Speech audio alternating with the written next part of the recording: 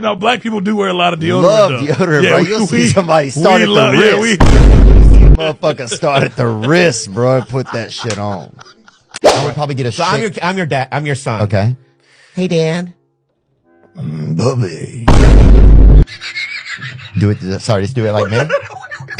Dude, when I was growing up, we couldn't even get porn. We had to get this dude, Nick, on Friday would draw us a picture of some pussy, you know, a little bit of crotch for the weekend. $4 to this dude, Nick. $4 for drawings? Bro, you'd pay $8. Near me, this gentleman had half a limb. And he was... Which limb? He was missing part of his leg, I think. Or he said he was. So he could have been faking it. CGI or something? I don't know what his name was. Dude, we just had a guy come in here and drop the N-word, man. We cannot be laughing about this shit right now. Oh, I don't think that shit's funny at all. What I do is if I really need to get it out, I write it down.